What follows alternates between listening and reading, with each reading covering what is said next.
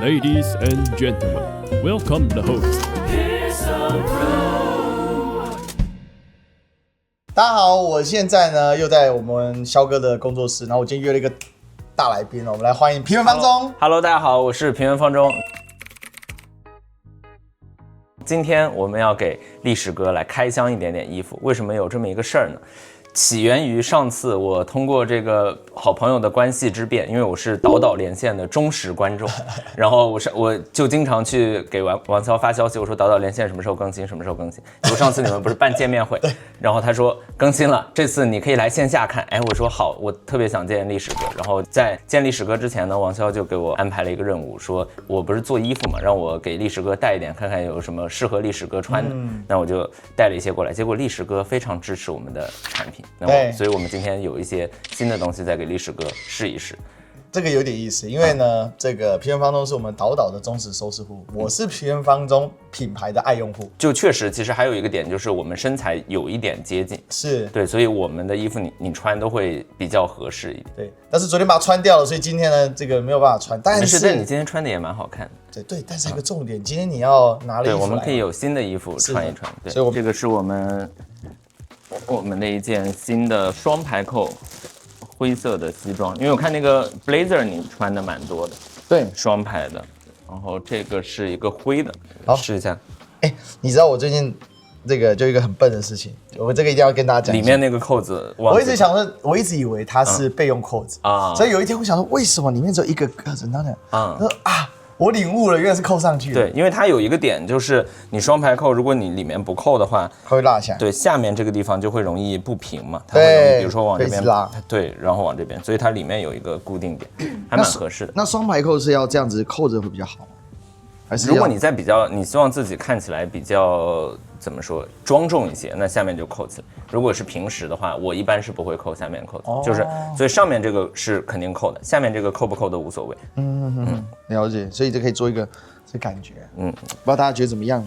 我觉得是挺好。然后我们会送这个方巾我还不太会用，今天是不是跟你学？这个其实蛮简单的，你只要把它放进去就好。对，你可以。就是比较简单的方法呢，就是你把它像这样对折一下，然后这样再对折一下，然后你找一个，你就随便找一个角，像这样，比如说像这样把它放进去。但是我们一般新衣服这个地方口袋是封死的，因为就确保这件衣服没有别人穿过。然后我们会把这里打开。需要拿个刀子。自从这个开始跟着平原方中还有肖哥学穿这个穿搭之后呢，我最大的困扰是我的衣橱太小。因为以前设计的就是一般直男衣橱，对，就是很简单的 T 恤，然后因为了上节目就简单的几个这个衬衫跟西装就可以搞定。应该是你在家里的衣橱是你太太的1/5。对，就当你把你的穿搭开始自己掌握之后，会觉得多了很多开心的事情。这倒是真的，因为我其实没有什么消费的这个量的。其实因为我们送的这块比较小，所以我一般就把它像这样一折，然后这样一折，这样一折，然后就放在那就好。反正折什么样都可以，就是你只要让它轻轻的露一个白边。哇哦，它有一点点的点缀效果，因为一般来说西装颜色是深的嘛，然后你这个颜色是浅的，它就看起来这里有一个突出。它有一个好处是它会让你胸部也会看起来饱满一些，因为它里面这里有一块布料，然后西装都是要让你的胸部看起来比较挺，然后呢腰收进去，所以它有一个辅助的一个效果。这个小巧是挺好的。我们有一个这个衬衫，这个衬衫是因为现在上海不是比较冷嘛，这个衬衫我们是缝了羽绒进去。太好。但是它是一点点的羽绒纤维，然后它里面有做那种拉毛，所以你穿起来会比较暖和一点。那我就可以不用再穿个内搭了，因为在台湾的话喜欢穿洋葱式的，所以我就可以把内搭给。对，可以把内搭换掉。对，然后如果没这个内搭，我们是用好冷的。对。你可以试试看行不行，因为我前段时间去韩国，我就穿这个衬衫，韩国也蛮冷的嘛，因为它比较相对靠北一点。好的，我们换一下。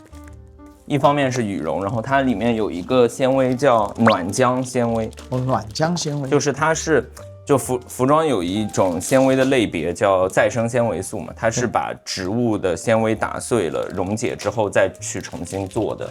就它根据原材料的不同，它会有保留原材料一定的特性。它特别的软啊，这个手感是蛮好的。对，我有发现你家的衣服都对，因为就有人管我叫化纤大王嘛。对，然后就是我会比较喜欢找这些有趣一点的，然后但是你手感又很好，虽然它可能卖的不贵，但是你摸起来啊、穿起来你的手感是要是好。我发现这种科技材质反而是现在当代的更好，因为它的机能性更好。对，而且它说实话，这个成本会低一些。所以又可以穿出好看的感觉。对 ，OK， 那我们就换个装。好，我们换完了，然后我跟大家讲一个我很喜欢平原方中的一个小巧思，就是它这里有个暗扣。那这个暗扣的话，就是说，因为通常我们有时候可能会有一些小肚子吧，它会把它撑开。当然，我觉得我维持的还可以。对，因为我自己个人因为不爱喝啤酒，所以啤酒肚少了一点。对，但是它这个确实很好，因为还是会让它更挺一点。我想这个小巧思我特别喜欢。对，这躲在这个里面。因为少了这个，很多衬衫它就是对会容易顶出来。对，没错。刚好我觉得用黑裤子还蛮百搭的。哦，你上次那裤子我还没时间去修，因为那长度长的是吗？对，还没时间去弄。所以我这个裤子是那个 Brook Brothers 就那个美国品牌。但它这个是属于日式款，它会细一些。对，它是日式款，然后它刚好今天看起来比较舒适，因为我里面还穿了一个内搭裤。你真的是怕冷。对，这个就是你最近穿的比较多的，应该。对，我一口气把它所有颜色都买，因为我在市场上找不到他们可以替代平替的裤子。明白。因为他们现在是说，他们以前都是做40几岁，就是我们讲就中手男。然后他们最近往下做，做到大概35左右，轻手男，那就对我们来讲刚刚好合适。所以说你有什么颜色通通拿出来，一口气就把它给扫了。对，然后它就比较挺。那个挺有个好处就是，而且你如果就是送洗，因为我都拿来用送洗的。对，就是看起来会比较方便。对，今天让这个有一个领带，这个也是我们自己设计的，我们是用了一个好像是明代的画家，他画的一幅叫《春山官铺图》。哦，我知道。从那个图上面去截了它那个结构，然后再把它里面去做了一些花纹的填充。因为我平常是没在用领带的，还没学习这件事。然后这个，因为其实我给你拿的，你可以看一看。因为其实我给你拿的衣服，我有考虑到你的职业相关嘛。我觉得你做时政类的内容，就最好不要让自己看起来太有攻击性。对，就是包括领带还有西装这些，就这件虽然是双排扣，但是它颜色是比较温和的。对。然后包括领带也是纯色的，你看起来就不会太突出，但是呢又显得稍微有一点品味的这种感觉。是，但是这个像这个怎么绑的会不会？这个扣子应该你扣起来是不会太紧。我们叫风纪扣，你们叫？对，我们也叫风纪扣。如果是在中山装上，我们叫风纪扣。那在西装上叫什么？西装没有这个扣子的。西装没有上面的扣子的。衬衫我们就叫第一颗纽扣嘛。你这第一颗，我们都叫风纪扣。这扣好人生的第一颗纽扣。然后领带很简单的打法就是，台湾的观众可能小时候没有打过红领巾，然后对，我怎么用简单的方法来形容它？这个打法叫4手结，就是4步。先是我们把它搭在脖子上，然后呢，领带一边是宽的，一边是窄的，我们叫大件和小件。然后呢，我们先把大件搭到小件上，像这样。然后呢，把大件绕过小件来，像这样。这是第2步了啊。第3步把大件从前面这个地方再绕过来，然后第4步是从上面穿过来，然后穿到刚刚这个结里。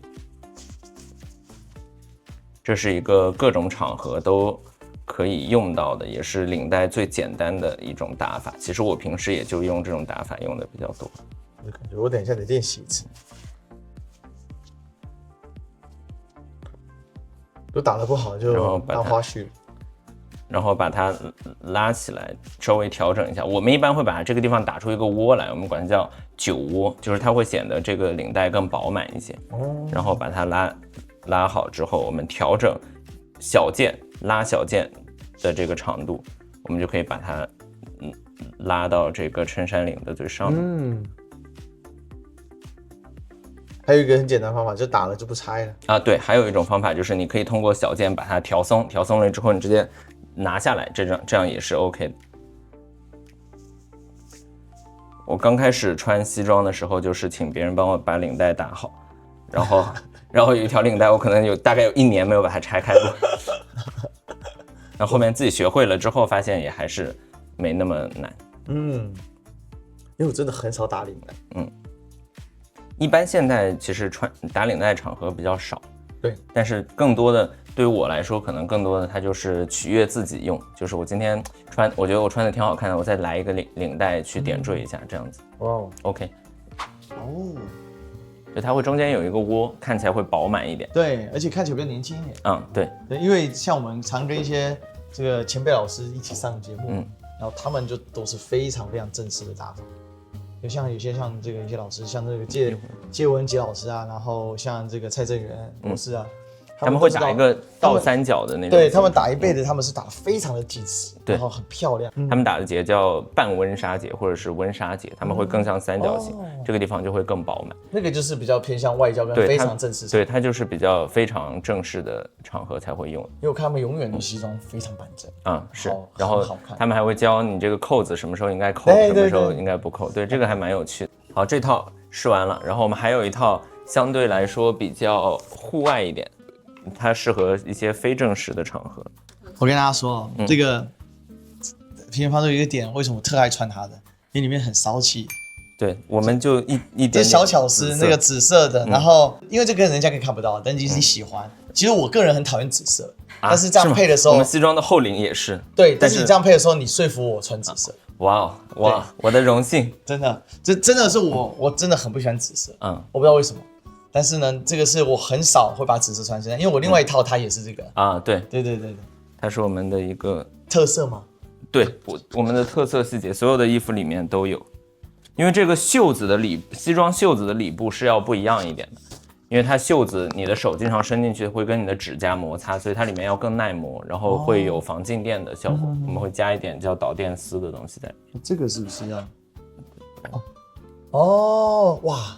因为它如果你经常那个的话，一般来说里部都是容易起静电嘛，因为你手要经常摩擦，所以袖子的里部都是做了防静电的。哇，就是这个，所以其实衣服好不好在这些小事上其实蛮重要的。对。因为这个在传统衣服上，他不会去顾及这些事情。因为怎么说，西装应该算是所有男装里面结构最复杂的，所以它其实经过几百年的发展，它对每一个地方的穿着需求是有比较好的考虑到的。然后它这个是可以，你看，对，这个是可以穿进去的。对，而且你这个，它这个也很可爱，那边有一个小小的平原方舟。突然想到这个，你还没跟大家解释为什么你叫平原方舟？因为我的名字就叫平原方舟。对，所以这个平原方舟它的这个品牌真的就是他自己的名字。对，我就是实名上网的，跟王骁一样，只不过别人不觉得我这个是实名上网而已。这个 logo， 我每次人家介绍，我说你穿这个什么，我就打开。哇！我说平原方舟，我跟大家说这个名字很特别，因为这是他本名。他说4个字吗？我说对，这就现平原方舟。你看我是不是这个平原方舟爱用者？是，就是这么来的。是。那我这个是平常你就是扣起来多还是？我一般会扣起来，因为它做3粒扣。这个是一个来自于猎装的款式，就是以前的人会穿这样的衣服去打猎嘛，所以它质地会比较粗糙，相对它会耐磨一点点。然后它也是有一个这种棕色千鸟格，它在这个大自然的环境下是有一定迷彩效果的。因为以前的人穿衣服，他们都是我今天要去什么场合，我会跟这个场合穿的有一定的融入感。就是为什么我们现在会喜欢穿灰色的深灰色西装，因为现代的钢筋水泥的结构是灰色。然后像这个衣服以前就是在自然的环境下，它可能有些枯草啊，有些泥土，它就是从那个上面来的颜色，是这样。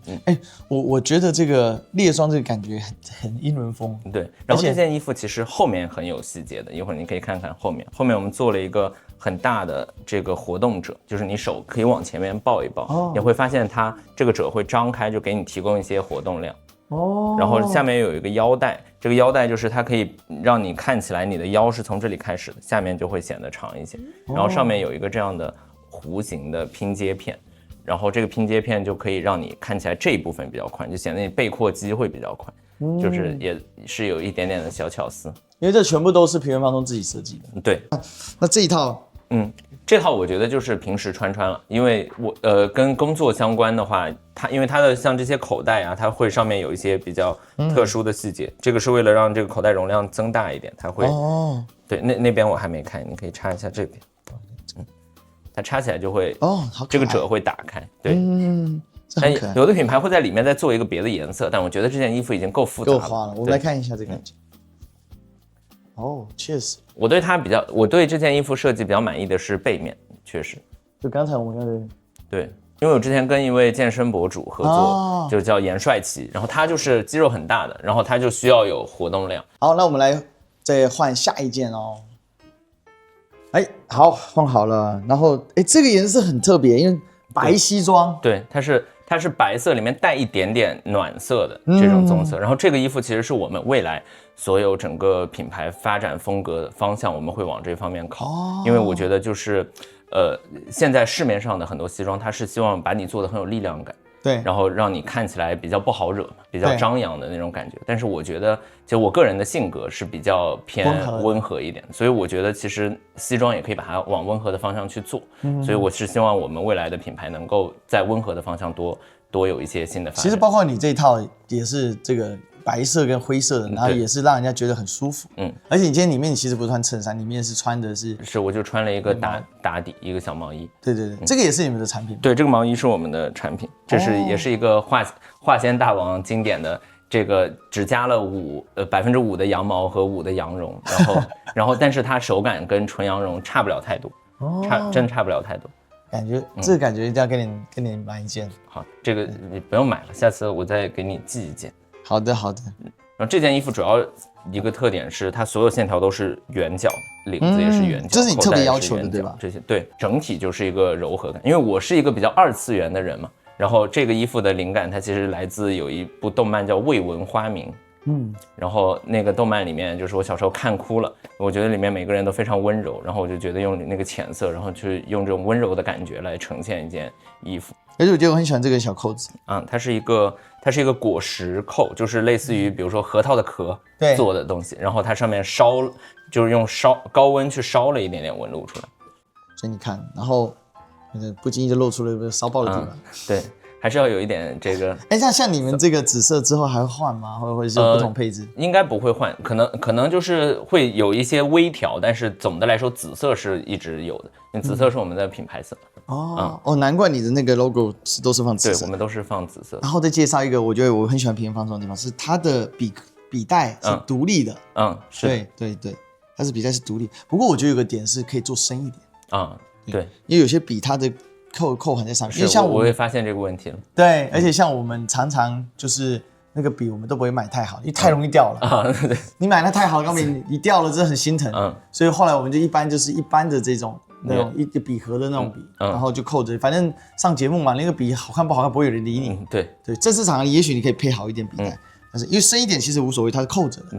对，它就哪怕它滑下去，它也不会滑太深。是，我相信你当时做短是因为它滑下去，对，怕它滑下去就那个。但是因为现在这个笔的话，它如果它是比较一般的笔，就是我们市面上那种塑料笔，对，它会长出来一截。我也发现这个问题，但这个说实话，是因为我没有用笔的习惯，所以我之前其实没有太考虑到。但是有一次我放笔的时候，我就发现我们做产品这个真的对，而且我觉得你这件不错，是它是雾面的。对，偏雾面的，它就不会那么亮，因为它太亮，它会很黑。对，还有一个问题就是很多拍摄的背景是白色的，它不太容易融进去。对，它其实虽然它主视觉是白色，其实它不是真的白色，它是偏米色，再带一点棕色，觉得挺好的。最后来问平原方中，你觉得我们今天我们要去办这个李翔的年终见面会的话，那我今天就不穿我的了，我就让你挑吧，给你决定。我觉得穿这个会合适一些。好，另外2个都会比较。是休闲感的，你可能平时自己录节目去穿，但今天你穿一个双排扣，然后带一个枪脖领，而且我们这个枪脖领不太张扬，对，就是它会显得更正式一些，更严谨一些。那你觉得今天需要带到这个？我觉得看别人吧，就是看你，因为你会早到会场嘛，然后你会看到其他的王骁肯定有领带，其他的嘉宾穿什么，不一定，但他最近很爱用领带。对，就看你看其他的嘉宾穿什么。如果大家有打领带的，那你打 OK 的。但如果大家都没有打领带，或者大家都穿的比较休闲的话，我觉得就没必要。好，那我们今天就搭配这个，然后我们就现场见啦。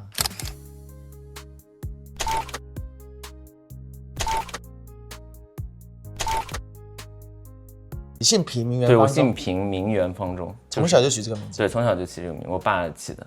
就他说天圆地方，至圆行方，然后这个古代中国人认为是，天是圆的嘛，地是方的，然后中呢就是意思是要走正道，就是类似于你行走在人间的大道之上，然后圆方就是它可以包罗万象嘛，然后有世界的意思。我们二次元一点就会懂，就是叫扎瓦鲁多，就是 the world 啊。